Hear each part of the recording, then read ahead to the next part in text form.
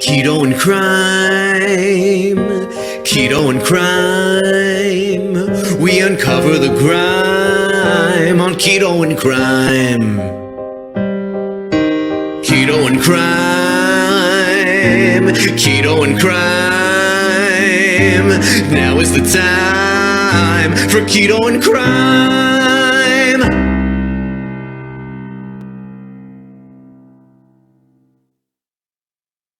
Hey everyone, Tracy here from Keto and Crime. Thank you so much to every single one of my patrons and channel members. You make this possible. And you're one of the reasons I do this. And I thank you from the bottom of my heart. And if I haven't said it before, thank you. I'll sing it. Thank you. Thank you for hanging in there with me and letting me geek out, not making fun of me like a lot of other people do, because I like weird stuff about crime and dark history. Thanks, everyone. Hey, everyone. Welcome to Keto and Crime. Today, I've got a video about possibly preventing a crime from actually happening.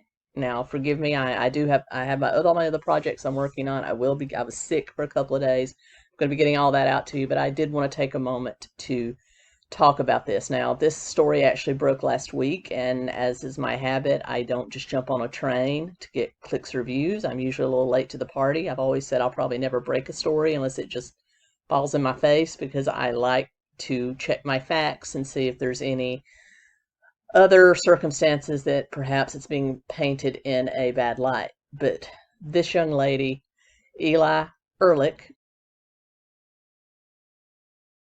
who is a male to female trans woman, has recently taken down an Instagram post that's got her in a bit of hot water, where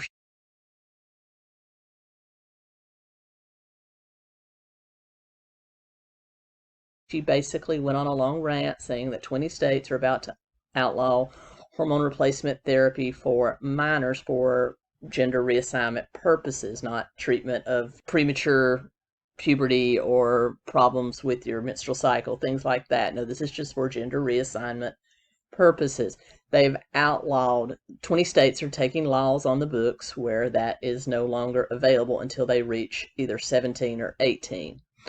Now, I don't want to get into a debate about the morality of giving life-altering drugs to minors that will permanently alter their lives. But I will say that I am against transitioning children under the age of 18, because puberty serves a couple of different purposes. It's not just hitting pause and they can pick it up later. Long-term studies in Europe have now concluded, and I'll drop a few of them here, that there are long-standing side effects of these drugs, including cancers, the inability to have an orgasm, and early onset osteoporosis that go along with use of these puberty blockers or hormones. So yes, for that reason, I am against it. I also believe that a lot of children are being transitioned prematurely. For example, I acted like a boy. I was a tomboy. I dressed like a boy all the way through high school. If I had been coming up now, who's to say that my mother would not have sent me down the path to be transitioned? So that's what I'm saying. I kind of grew out of that, and a lot of people do. It's not unusual for girls to like boy things and boys to like girl things. And believe me, when they understand what they are and who they are, they will tell you, and they should be able to make those decisions once they reach an age of accountability. Transitioning young children before they're even able to drive a car, serve in the military, have consensual sexual relations. Oh, how does that even hold water? Anyway, so these states have now written into law, or attempting to write into law, laws that would forbid that. Now, back to the story at hand. She was angered by this, of course, and is basically saying she intends to start a network where these steroids or hormone replacement therapies, many of them are Schedule III drugs, that have been prescribed by doctors to other people. If they have extra doses, if you are a young person that is considers herself transgender and you want to start hormone replacement therapy, either with or without your parents' consent, if you message her, she will get you these drugs with dosing information, blood panel information, blah.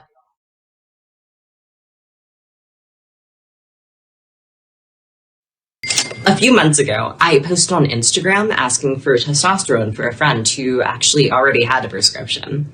His doctor was out of town and he couldn't get a new one. Within hours, my story was taken down and I received a warning by the administrators. Now, of course, I know it's against Instagram rules to share substances, and I wasn't particularly surprised that it was removed. But I was still upset. So yeah, I know it's illegal, duh. So was changing my social security to female without medical treatment. So was crossing the street outside my apartment instead of using the crosswalk. So was protesting the death of trans people. When it comes to legal shit, be careful, but don't let the law dictate your morality. Trans people face insurmountable mistreatment in healthcare. Maybe we don't want to go to a doctor. Maybe we don't have access to one geographically. Maybe we can't afford one. Maybe our parents don't want us to get care. There are so many reasons why we should be able to offer hormones through an informed consent model, perhaps even not involving doctors or therapists. A pharmacist could easily ask you a few routine questions and send you on your way. For that matter, you're just as capable of misinforming your pharmacist as you are a doctor. It's as easy as checking your blood panels on your own, really just as it is any other long-term medication. Oh my God, y'all. So that's the mentality. Let me respond to, well, that's a lot to unpack, but let me try to unpack it and respond to each of her points. She knew it was illegal. Yes, it is. You should be able to go to a friend to get drugs if your doctor happens to be out of town. Okay, if their doctor is out of town, there's a protocol for that. If I run out of my asthma medication, for example, which is steroid based, I can call my doctor's answering service. They will either get in touch with the doctor or they will get in touch with a doctor that is on call for that doctor, and they would be able to get me an emergency temporary prescription until my doctor returns. Or there could be some reason why the prescription is out, such as I have dilly-dallied around and not gone back for a checkup. Perhaps I was taking the medication incorrectly. Perhaps there was something wrong with my last blood panel, and that's the reason that, I'm at the end of the line. But anyway, there's a protocol for getting prescriptions, especially for some things that are considered, class 3 drugs, if your doctor's out of town. 4, you cannot construe jaywalking with giving people, particularly minors, prescription drugs that were not prescribed by a doctor. You just, class 3 drugs, jaywalking. It's not even just, no. Her whole rant about don't let your morality come from legality. I agree with that in theory, because there are lots of things that are legal that are not necessarily moral. But again, big difference between providing someone with Schedule 3 drugs and shoplifting a candy bar to feed yourself if you're starving. Okay, let's just put it out there. That's the excuse that's always thrown. If somebody's starving, they can steal food. Okay, fine. No comparison there. But again, there's also other ways to deal with that. There are free clinics in lots of big cities, which I assume this person's either in New York, that she's talking to is probably in New York, or one of the larger cities in California. There are free clinics. There are clinics dedicated to hormone replacement therapy that you can go to and get your refill. So again, it's kind of a moot thing. The fact that you should just be able to walk into a pharmacist and describe your symptoms to a pharmacist and they'll be able to write a prescription the same as a doctor.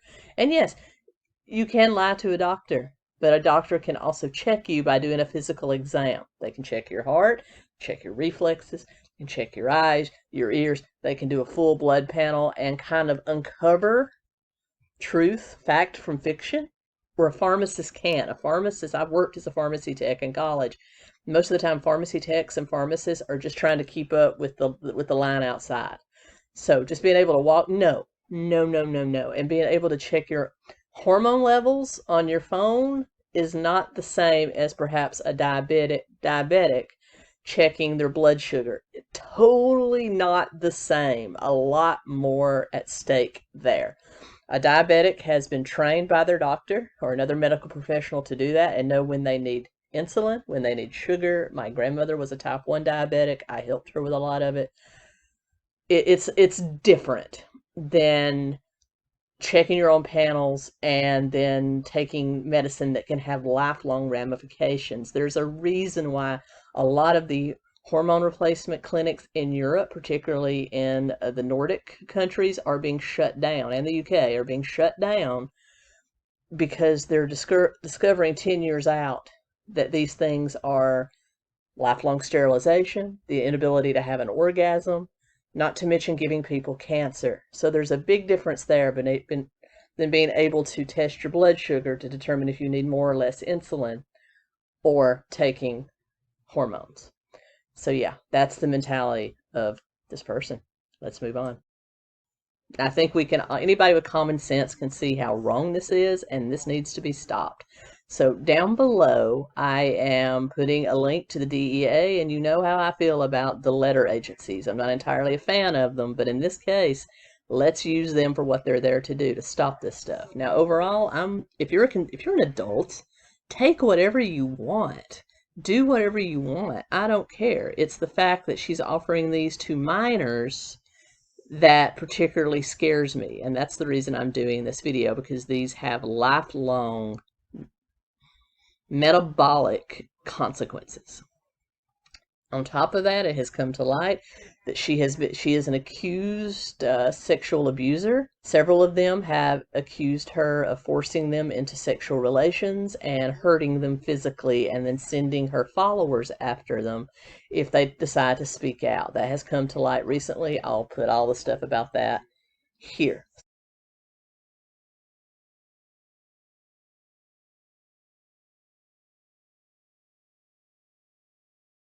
So this is not a good person. This is not a good person. This is someone that needs to be stopped. And if you can, I would like you to join in with other commentators here on YouTube that are trying to stop this. Go to the DEA website and report her. I'll put all the information down below. And with that being said, I'll be back real soon. And until next time, Keto and Crime. Out.